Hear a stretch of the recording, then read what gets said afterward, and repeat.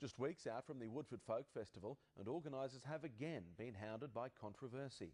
This time, activists are calling for the removal of a contentious anti-vaccine speaker from its lineup. Queensland Folk Federation's already under fire for its sponsorship deal with mining giant Santos.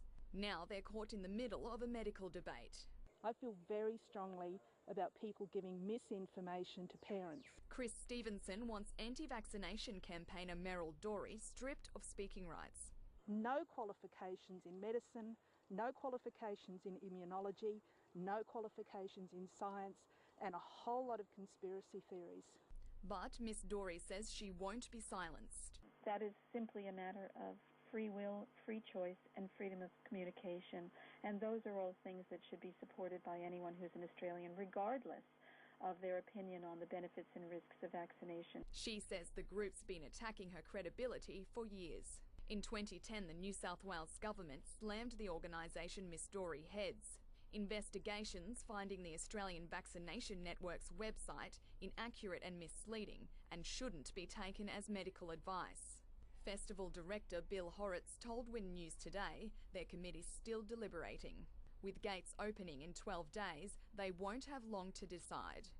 Sarah Sinclair, Win News.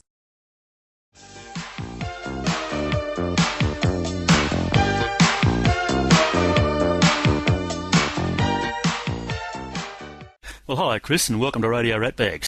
We were surprised at the way the media jumped on the story. No, I knew it had legs. Yeah. As soon as I heard from Peter Tierney that Meryl was speaking at the Woodford Folk Festival, I thought, this is a story. So the first thing I did was I rang the Woodford Folk Festival myself and advised them that they had booked this woman and that she had a public health warning out against her. Right. And I said to them immediately, this is something that is going to take the media's imagination, and you need to make a decision on this today, not tomorrow, not next week, today, because this is going to blow up. But the thing is that not so long ago, I mean, if you're going back 2 years, this would have been a yawn topic, and if a cat had got caught up a tree that day, it would have been pushed off the front page of the paper. I think it's quite encouraging that we've actually got this media attention now. They see this story, that it's completely turned around for Meryl Dorey and the AVN, and I think that that's very good. But this way here, certainly, it looks like they were ready for it. And obviously you did the right thing in getting out there and making sure you talk to the right people. Well, I think, the important thing was that we did the right thing. I contacted the Woodford Folk Festival first. Yeah. And I gave them an opportunity to have a look and see that there was a public health warning out against this woman, and that she wasn't disseminating truthful information, and they didn't get back to me. Yeah. So I rang them again and I got fobbed off. So I had a contact at the Sunshine Coast Daily. So I thought, well, I'll tip him off. Yeah. And it all took off from there. But I think we've at least got the point across that the media have turned. Now, I got a call today from the Northern Star. 2 years ago, they published everything she put out. Now they've turned on her.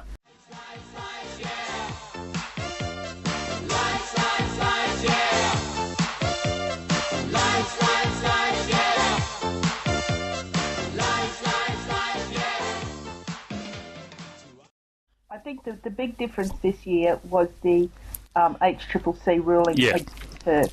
That makes it not the opinion of me or Peter Bodie Yes. or SAVN. This is proof that this woman puts out false, misleading and biased information, which is a threat to public health. You can't argue with the HCCC, and that's what I knew would give this story legs. And it was just absolutely fascinating to watch this huge festival, this iconic festival that you assume is run by professionals, absolutely, completely stuff up a really simple PR decision. There was so much public pressure. Yeah. There was a great Twitter storm.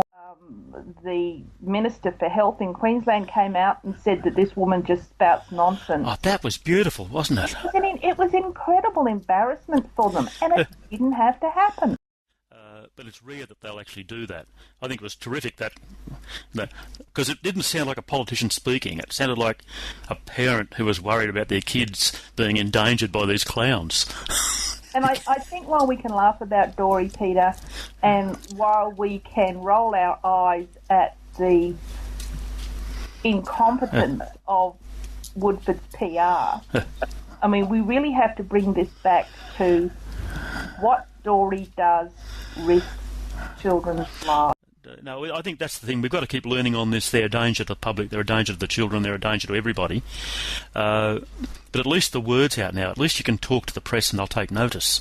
And they're less likely to ring her up and say, can you come and give us a second opinion?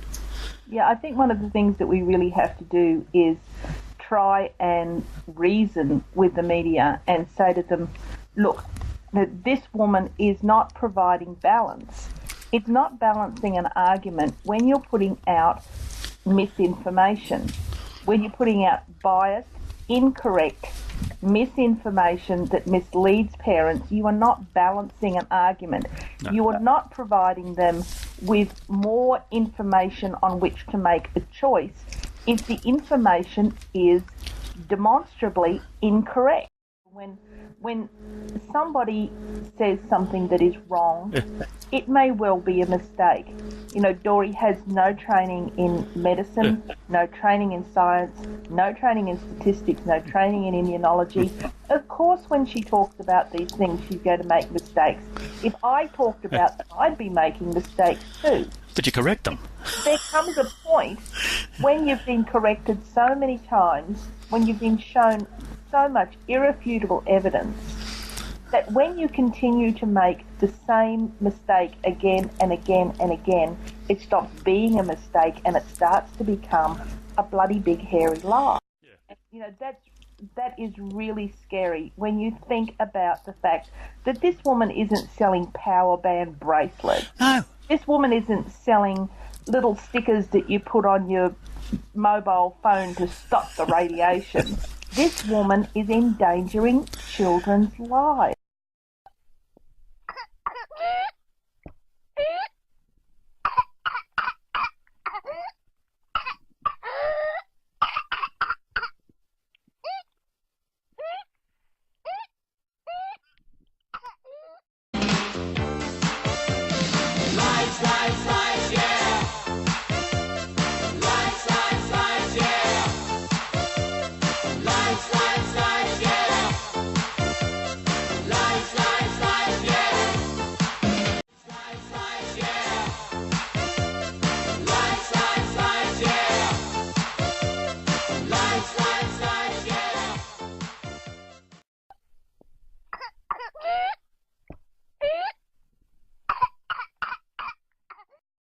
I think this was one of the successes of the Woodford campaign, because Robin Hilliard came up with the brilliant idea of having a plane towing a banner across the site that with the message, vaccination saves lives.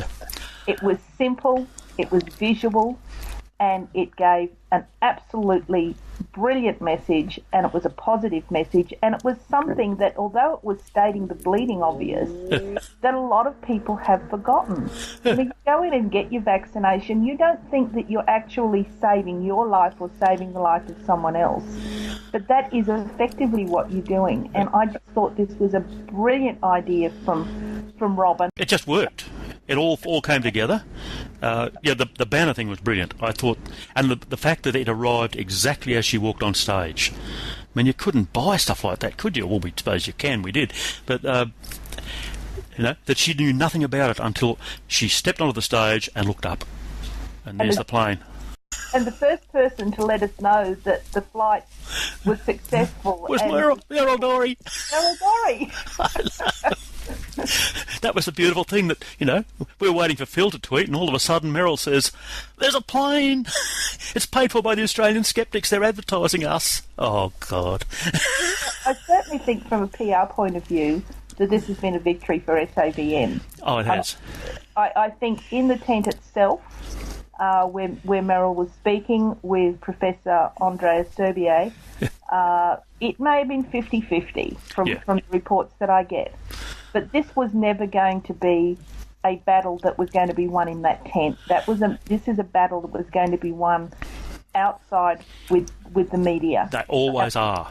And I think we won that battle. And I think the other thing that it makes a very strong statement to any other venue that is looking at booking Meryl Dorey is that this is the kind of protest that they can expect from SAVN and from other people, because it wasn't just SAVN that joined in with this. No. There were a whole heap of other skeptics and bloggers and concerned citizens, and I know that I had emails from doctors, I had emails from mayors, from politicians, all saying, we're behind you in this.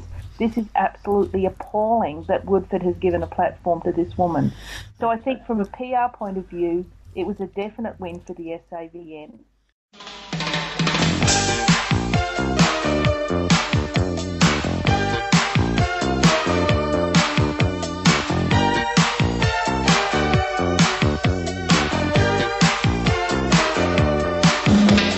told me you love me, so I don't understand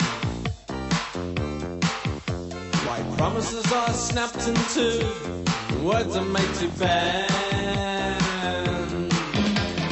Beggar